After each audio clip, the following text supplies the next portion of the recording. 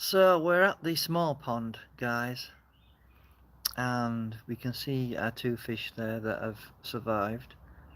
I did have three in here, but it looks like I may have lost one. Um, but at least they've got a fish cave to hide in. So at least that's something. So I just wanted to show you the fact that I have got some survivors after the heron attack. So that's essentially the small pond. I'll just show you the aftermath of a heron attack.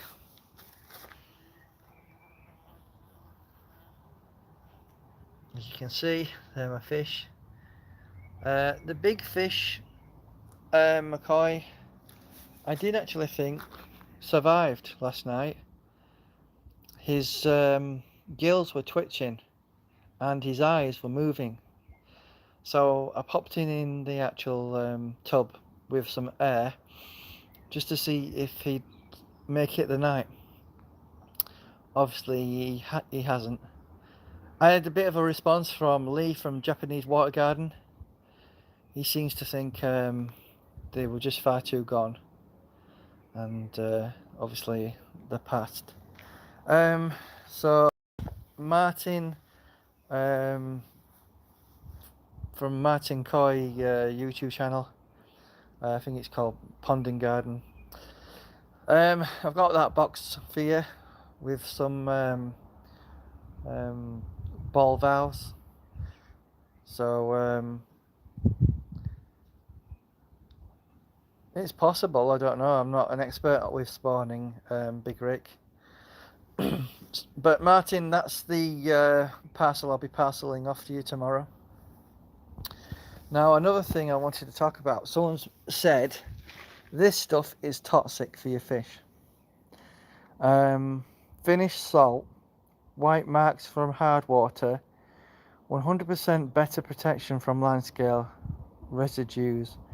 But the important part here is it says 99% purity premium quality, and this is just like rock salt. So I actually use some of this thinking it's okay to use, because someone on Facebook, I'll put a name in the description box if you want to know who actually said this was okay. He said he'd used this. And someone else has said this is toxic, so I don't think I'll risk using this again. So things that are recommended obviously is Epsom salt and some sort of sodium some or other in terms of salt, like basically it's just sea salt from the sea. But this stuff, I don't think I'll be risking that again. But yeah, one of the comments that were made was this is toxic, not to use it. So I don't know why that guy said I've used this before. I certainly won't say use that. Humber Koi PDV salt. Yeah, that's what he said. He said PDV salt, right? But then he said at a pinch, you can get this stuff from the supermarket and you should be able to use this. I don't think that's true. And given that my past experience, I wouldn't say that's a good idea. I don't know, Humber Koi, what do you think? Would you ever consider using this? Because one of my comments on one of my live streams, they said this is toxic and you shouldn't use it. I can't remember the exact comment that was made in terms of what they said, what was actually toxic. But if you check some of the live stream comments, I think you'll be able to find it.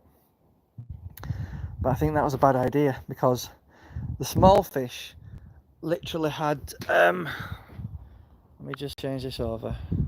Yeah, the small fish that I had, his complete rib cage was exposed and it was like something had burst inside him when I tried using that.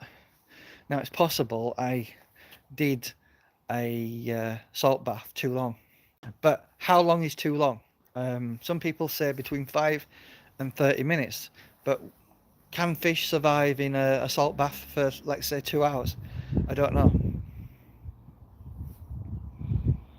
Who? Have you ever heard of the DIY pond group on Facebook? So I put a comment out, obviously, showcasing the condition of my fish and asking for some advice on treatments, because I've got lots of different treatments. If I go into my conservatory, I'll show you the treatments that I got recently, and you know what, they cost an absolute fortune. Treatments do. Very expensive. So the treatments I got hold of, someone mentioned using hydrogen peroxide. They said you could use this to get rid of fungal infection. And then I've got a selection that I got off eBay. So I've got this Pond Medic bacticide. Actually got that free. Another one that some people have talked about using is the malachite. Don't know if that's how you pronounce it. Another one that people have talked about is the formalin. The suggestion you can use that.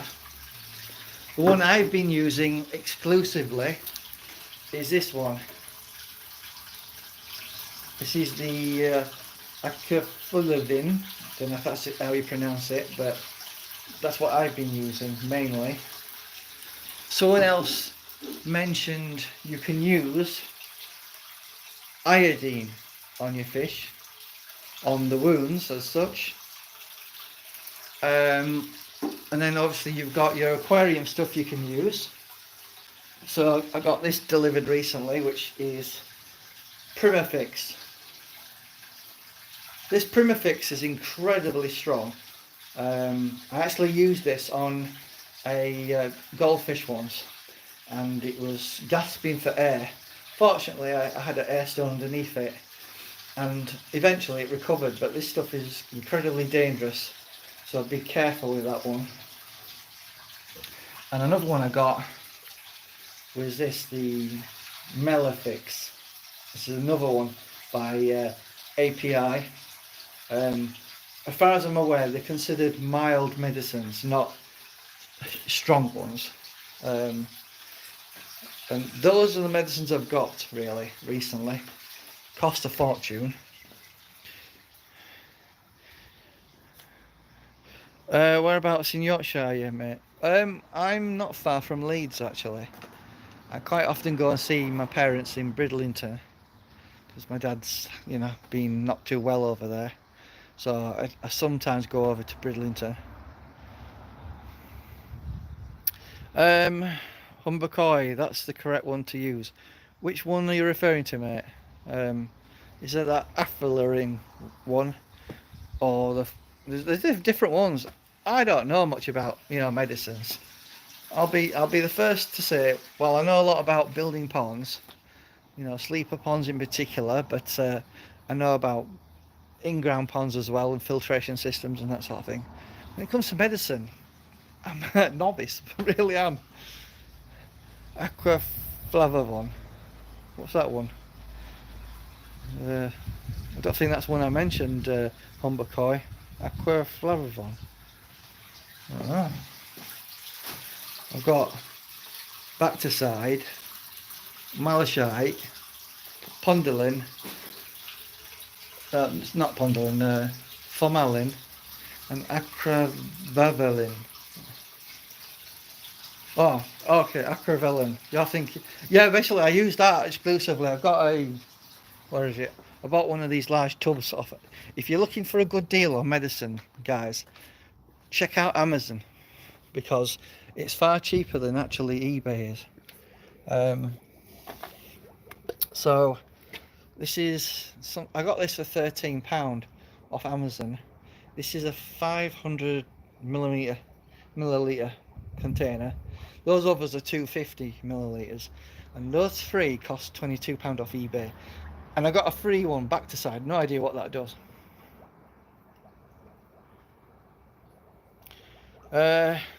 Get your salt and meds from Wakefield Koi, mate, and your advice.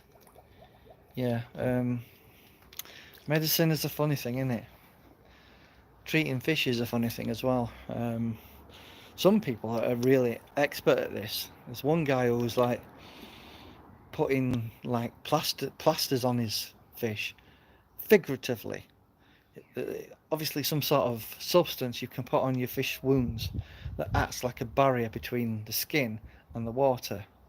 So in effect it's like a plaster, but you know, that's something you need to think about. Medicines are not cheap either, very expensive. There's a kit you can get, is it a HT kit or something like that? Not sure. Hang on. Just trying to remember what the brand was that I got my test kit on. Test kit. NT Labs, that's it. NT Labs do a full kit, I think. And it's £50 for a full med kit, which includes virtual plasters and sedation stuff, you know. But I never really go into that sort of thing that much depth, because I don't tend to test my fish all the time. I just leave them in the pond and that's it, really, you know. So there you go. One thing I did want to tell you about is this filter that I've got, that I built. Let me just show you it. So in this makeshift filter box that I got, the water's leaking out. So I did actually go to Morrison's and tip one upside down, and it does appear that you get gaps underneath at the bottom in the corners. So if you get a box like this and you want to turn it into a filter like this, I'd recommend that you actually line the inside with some sort of lining material, whether that be epoxy, pond shield, which you can get from America, from Amazon.com, or you can get obviously silicone, or that new MS300 liner stuff, which you can get from a few people online. I think Danny Koi does it for £10 a tube, and you could line that with the pond liner, and then it would be obviously sealed and it shouldn't leak. But at the moment it has been leaking at the bottom. So all my efforts to save my fish has been for naught. I've just wasted my time, really, which is a bit unfortunate. But I suppose that's the way it goes. So guys, what are you guys up to? You looking after your fish, building ponds, building filters? There's lots of people doing various projects, but at the moment I'm just checking out the fish. Gaz Koi Pond. Well, that's unusual to see you on here, mate. It'd be cheaper just to purchase a canister filter. Not really, because I think canister filters go for about 100 something a pound. That filter probably costs 50 quid to make, if that. But the plan with the pond here is to put a surge filter there on the wall. If I show you my box filter, which I spent a lot of time building, it's cost a bit of time and effort to build, but it's getting there. I've just got to put the final coat on, which, if I move all this stuff and show you guys what I've got here. So I just put the final coat for the spillway on here. If I could twist this over. Right, so This is the filter box that I've been building.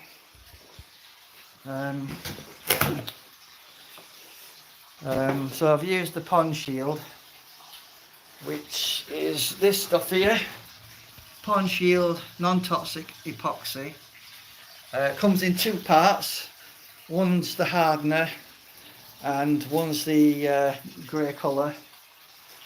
And I've just put this spillway on here, and I've basically fiberglassed it as well over the top and put like a triple coating on there.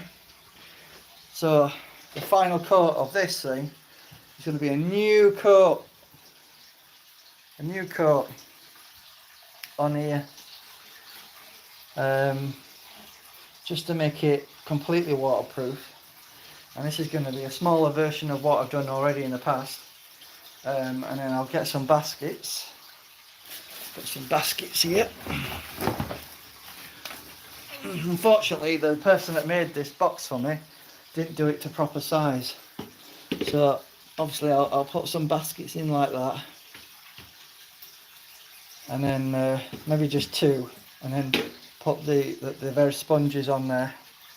And then that should be finished. That it's pretty much done. I've siliconed on the inside of here underneath and around the circumference, and that is solid as hell. You know, it looks quite nice actually if you have a look at that.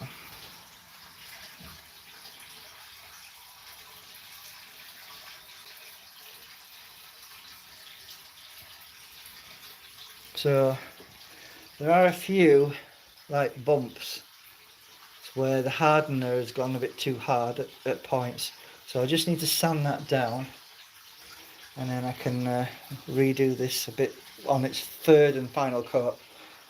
The solution for doing this with the pond epoxy is do multiple coats, not one thick coat or two thick coats, but about 3 thin coats, and you need about a 5mm thickness of coverage in here.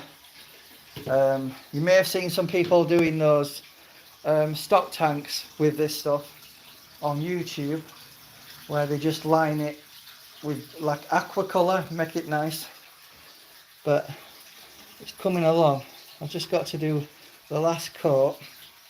I spent a bit of time doing the corners, the corner there and the corner there.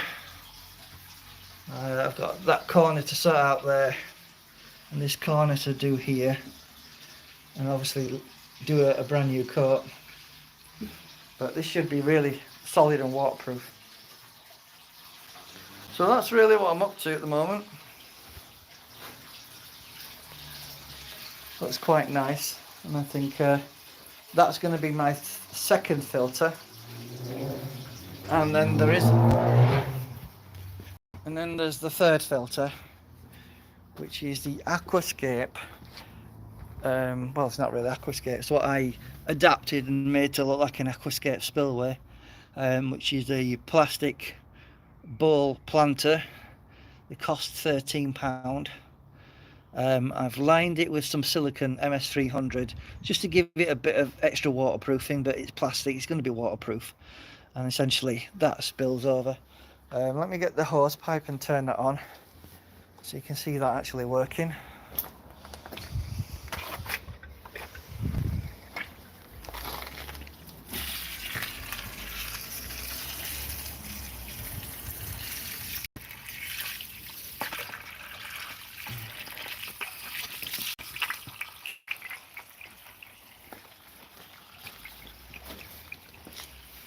Essentially what that filter is like.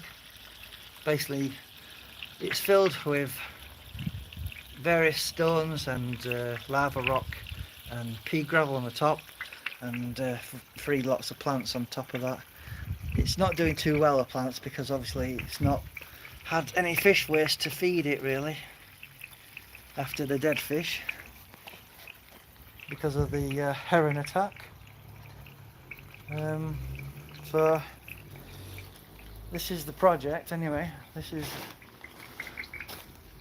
the pond extension that we're doing, which is, the idea is to widen it. I'm looking at potentially getting rid of the shelves around there, so those shelves there, and then bringing this out a bit. So if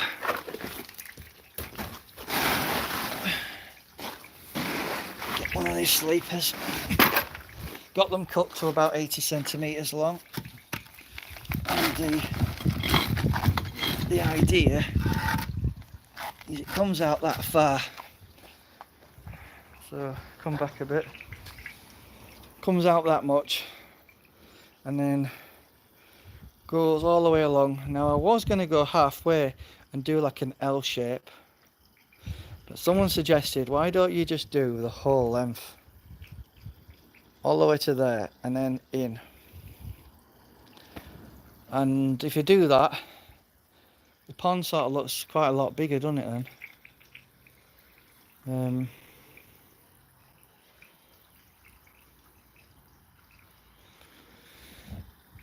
So that's the idea. The only thing I'm pondering is, should I increase the size of the roof? And given the fact that there's herons around that I didn't expect, we're going to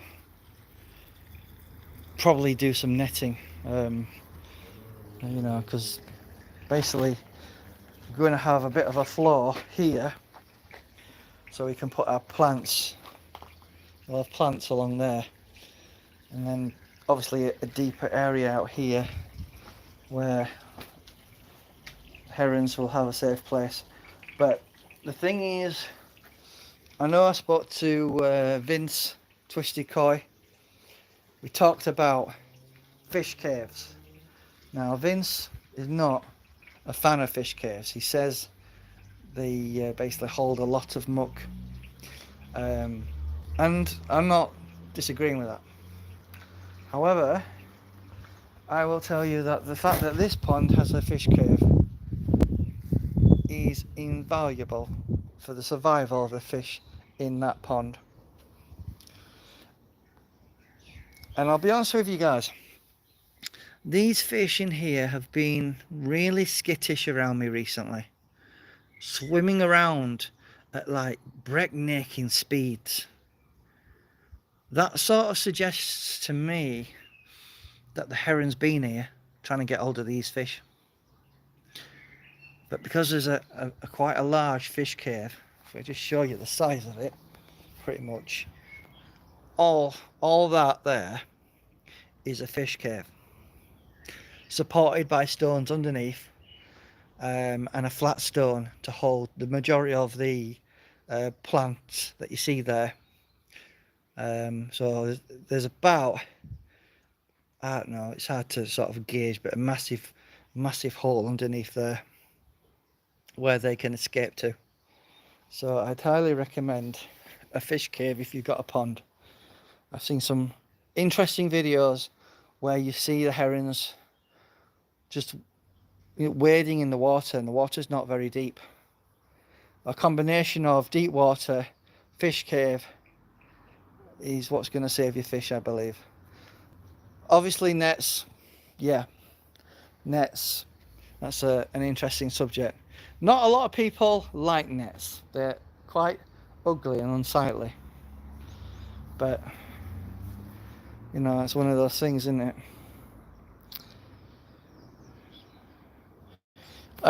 So Gaz had actually said something along the lines of purchase a canister filter. Really, they are about £40 for a temp pond for that size. I've never seen canister filters that cheap. The ones I've seen are around £100, whether it's Barracuda or any sort of other brands, all in pond solutions. All the ones I've seen are about £100, you know. It looks a bit like a bomb site, doesn't it? All this, but it's a work in progress. So, wondering, guys, what are you guys doing over the weekend and bank holiday? Are you on any sort of projects, building anything, adapting anything, increasing your pond size? So a thing I've been toying on and wondering is what sort of liner should I consider? So we've got a few options. Obviously we've got MS300 pond liner, like a silicone material. I'm not sure how I would apply it in this type of pond because you can't really put it onto soil. The Humber Koi going to collect my winnings. Winnings from what, Humber Koi? You doing some gambling, or is it the National Lottery? Oh, don't tell me you've won the lottery and you've got 10 million quid or something. Yeah, so I'm just trying to contemplate how to line the pond. Obviously we've discussed one option, MS300. Now, some people have been getting strips of liner, bonding it together with MS300 silicone, not the liner silicone, and literally patching pieces of liner together using silicone. Well, I hope you have a good time, Humber Koi. Those koi grow and shows, I guess, can be quite fun sometimes. I wonder, do you guys go to the pub when you go there, and have a bit of a drink and a bit of a chat, or is it just to have a quick look round and then off you go? So what was I talking about? Oh yeah, like Danny Koi and some other YouTubers have got strips of liner and literally patched it all, and then got the silicone and glued it together in effect. Some have said it's held and it's done a good job, but I'd be really curious or hesitant, to be honest, to do that, because with all those potential areas that you've had to join up, you know, I'd be really concerned that you've got a leak somewhere. Let me show you my attempted patchwork that I did on this liner here, if I can find it. So this is the old liner, guys. Now, I was trying to patch a corner. Right, can you see that? There's a patch there. And I was trying to patch this corner, but it was right in the corner and the silicone wasn't adhering. And then when I looked at it in further detail here, I could see that there was like this little thing here.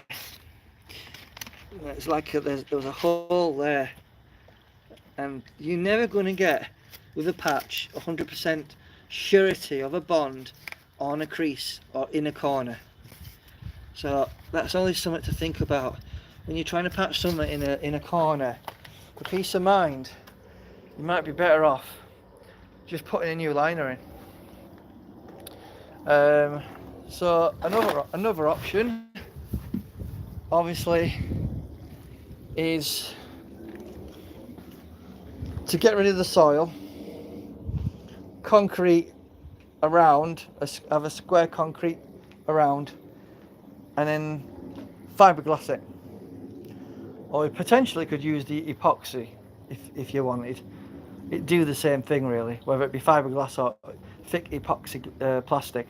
Fiberglass is a bit stronger obviously, but can be very expensive and tricky to work with, as many of you guys out there have found when you've tried to do your own fiberglass projects, like Jamie Keeping It Koi did.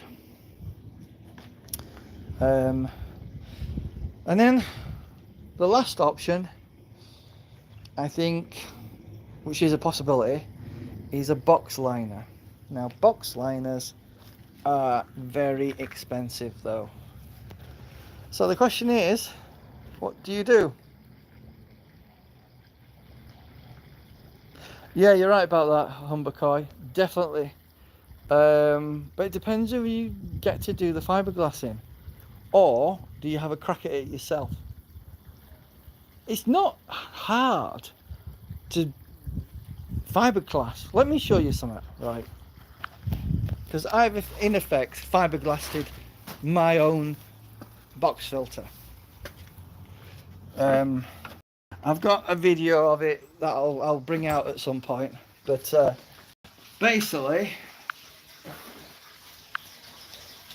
I fiberglassed this in combination with using the epoxy plastic pond shield.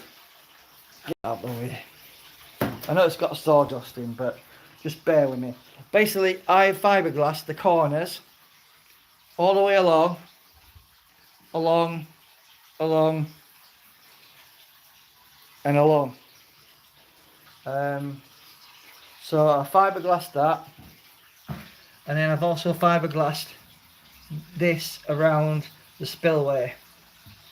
So as you can see, it's really nice and smooth. Look at that. Look how shiny it looks. It looks brand new, doesn't it? You know, you'd have to see it in person to see how nice it looks. But I put obviously fiberglass around here. Well, basically I put a coating of epoxy on first, then the fiberglass sheets on, and then put a load on. I had to tip this down because it was all, you know, slipping and moving. But that is totally sealed. Obviously we've got the silicone there that goes round, and then I've got the epoxy on there as well that goes round as well. So that is super strong. And obviously we've screwed it in as well. 5 screws, 1, 2, 3, 4, 5. So I'm ready to put the final coat on this. All I want to do is get the corners done and fixed first, and this will be ready. So that's that really. Just wanted to say I've got a little gift for Martin Koi Garden YouTube channel in that box. I wonder if you can guess what's in it. And it's something different to the ball valves. Can you guess? I wonder.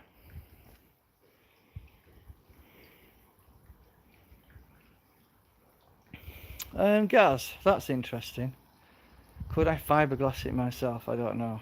that's a massive undertaking. You know, Jamie tried that, didn't he? And it wasn't a great success.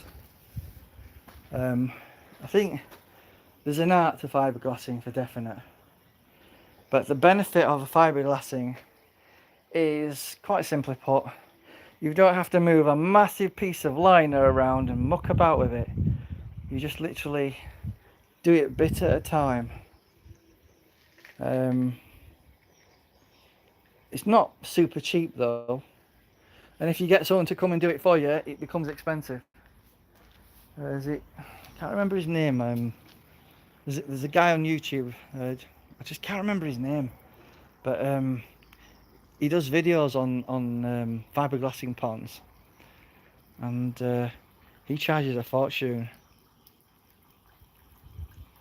That's possible, guys, that his stuff was out of date, but I think if you buy it off Amazon at a reasonable good price, it should be in good nick. And you can always go back to Amazon and say there's something wrong with it and get a refund, can't you?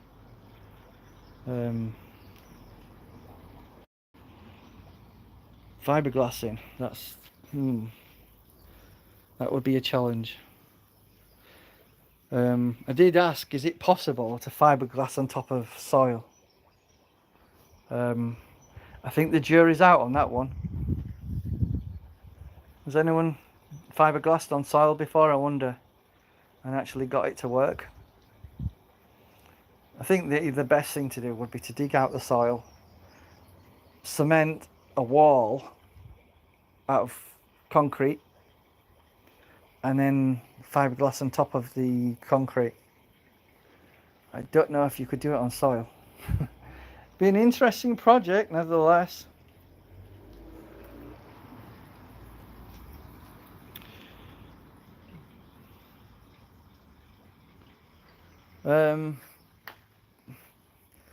So this is the spare spillway I've got. Now someone said that they'd be interested in this. If you're interested in this spillway, I'll sell it for £50. It cost me about 80. It's 33 centimeters wide by 20 centimeters long.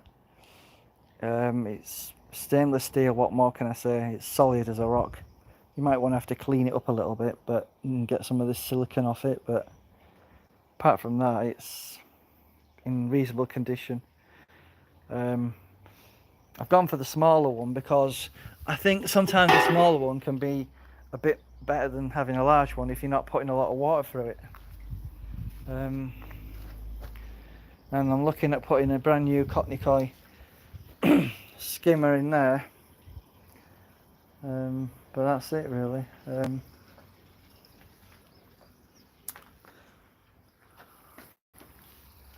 So how's everyone enjoying the weather?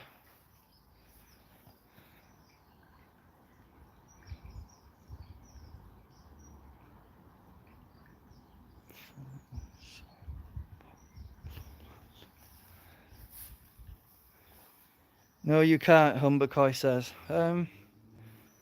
Well, to be fair, that guy on YouTube said that. You know, he said you can't really do that. I won't even consider it, he said. So I guess I won't be doing that, will I? Yeah, so the question is, what do I do? Do I get a normal liner and just do the folds like I did last time and seal the folds up? Although some people have been saying, well, folds, you can't always completely get rid of the folds. Or box liner or fiberglass. Problem with fiberglass is you can't really take it with you. But then again, you probably wouldn't be able to take it with you anyway, would you? If you were to move house or something like that. There's another thing I want to talk about. You guys that have these breeze block ponds that you build with your windows and that sort of thing, what do you do when you want to move house? Because I have unsealed falls in my pond, no problem. Yeah, a big concern for a lot of people with their ponds is when they have folds that it can harbour bacteria, and that's why they don't like having ponds with folds in them. But I don't see a problem with that if you actually seal the folds up, and that's what I actually did largely with this liner. I did actually glue the folds. I don't know if you can see it here, but yeah, look, I did actually use some of that primer glue there to actually seal the folds up. It hadn't done a complete good job because there's some holes, you know, but you could do that with MS 300, I suppose. Stick the folds together.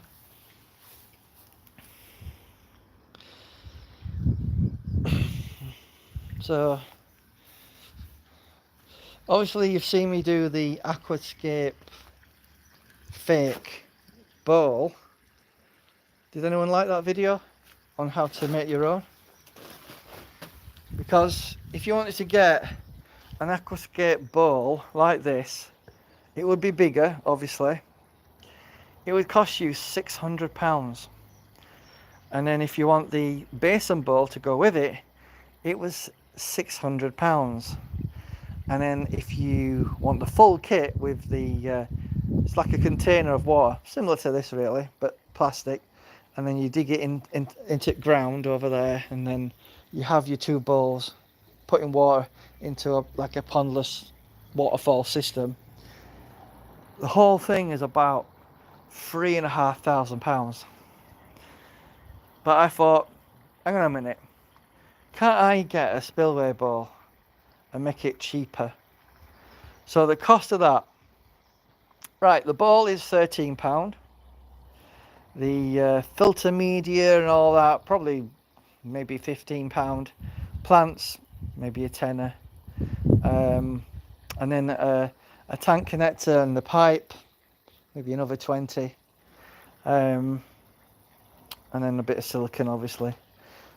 So it's probably maybe £50 to £100 to build this versus, well, £600. Quite a big difference. So I don't know, I'm running out of things to talk about. Anyone want to talk about stuff, like any sort of subject matter you want to discuss, whether it be plants, gardens? Look at what I did here.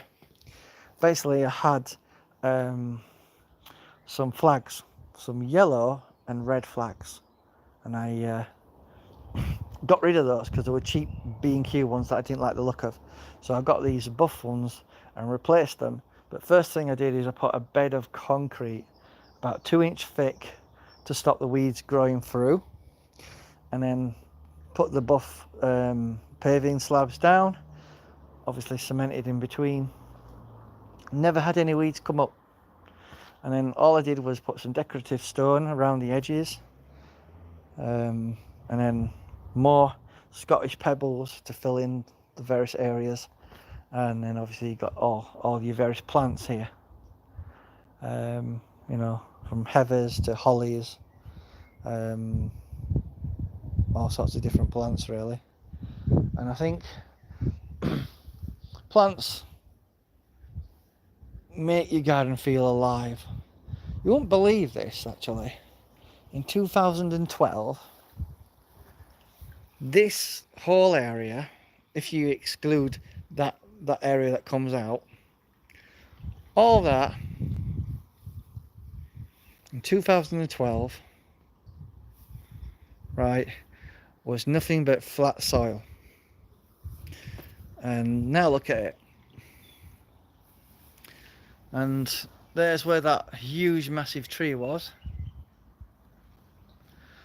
that I took down, and I put there, took a bush in its place, so I ain't got all the leaves going into the pond, because my biggest bugbear was I was constantly having to empty the skimmer basket. It was constantly getting covered in this crap, this stuff, constantly getting clogged up with this. So now I've removed that tree, that's not an issue anymore. So as you probably know, I'll probably be in the market for some new koi fish at some point, and if anyone wants to do me a good deal at some point, let me know when I've got this finished, obviously.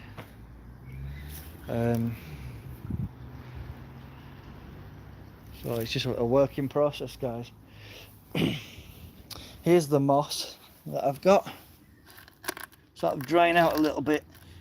If you're wondering how I got this moss to grow, I basically went to Batley Park and got a little bit and placed it on the top of the old filter box. Incidentally, if anyone would like a planter box, let me know. You can have this for free. Anyway, basically this outcompeted the algae, and it was only a small little bit that I had that's grown, and eventually it took over most of the filter box at the top and stopped the algae growing, basically. So if you have an algae problem and you want to find a way of combating your algae and reducing it, just put lots of moss in on your pond. You know, if you've got a rockery that goes around your pond like this, just put the moss in various places where it's got access to the water, it's got moisture, it's not somewhere it's going to get dried out, and it will take over, and that will eliminate your algae problem. Guaranteed to eliminate algae problem, moss will, providing you've got enough of it. So I'm just having a bit of a chat on the live stream, seeing how you guys are doing, having a look at the various plants we've got here. I thought I'd talk about my trees actually. So here we have a cherry tree that's grown from wee high. Basically one of those deals you can get online where you can buy like four trees, not vegetable trees, is it? It's fruit trees. 4 fruit trees for like 20 quid. So I got this cherry tree. I got this plum tree. I've got this pear tree here. I did have an apple tree, but it kept dying. So I went to a local garden centre and got myself this apple tree here. So there's 4 trees here. I did have a blackberry bush there, but it kept basically growing out here, and I got sick of it, so I cut it down. And then obviously we've got our rhubarb growing there. So those are the trees. Don't know what I'm going to do with these trees, because I might have to take them down at some point, because they're getting a bit on the big side. And then here is what I call the mini forest, where I've got this strange plant here. It just grows wild. No idea what. Let me know in the comments if you know what it is. It grows in the ground a bit like a weed really, but the bees seem to love this. I've got this strange tree growing here that's appeared from nowhere, and then these are the heathers. Basically I cut down a large version of this, but because it's out of the way and not directly near the pond, I'm not too bothered about these being here, and it sort of makes the garden look alive rather than having no plants at all and a boring garden. So as you can see, it's coming along in terms of a garden, full of life, I've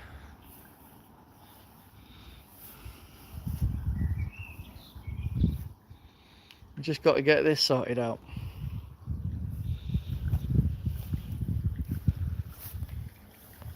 I've also got a drainage system here.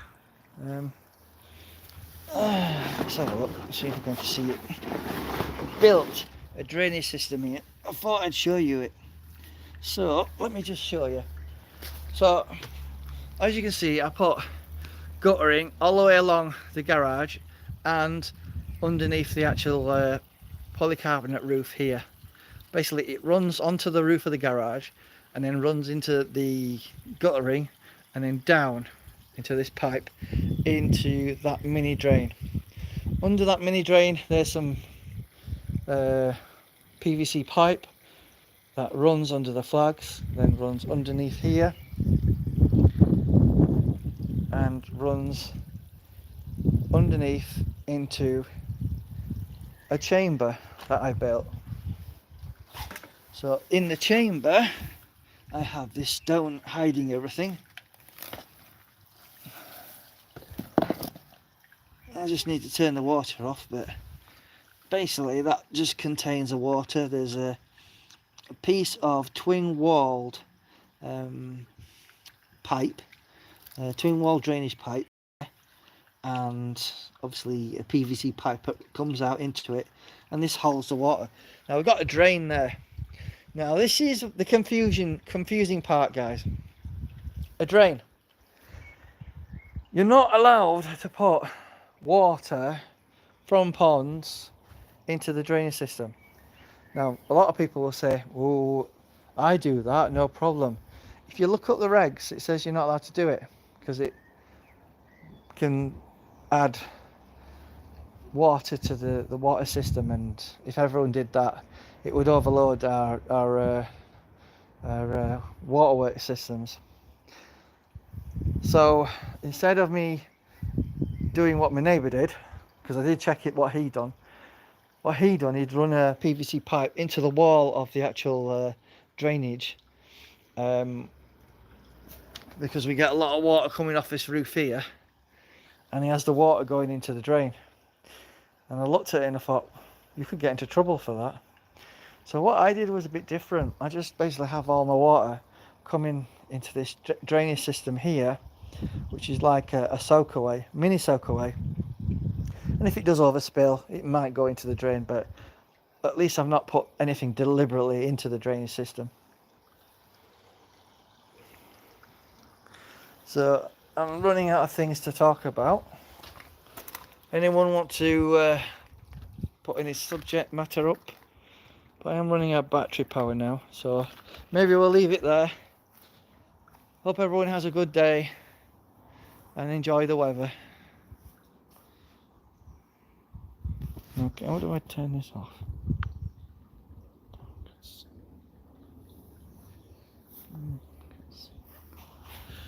Right, let's see if I can turn this damn thing off. So yeah, everyone, thanks for coming to the live stream as always. Have a nice day. I'll just figure out how to turn this off. And see you later.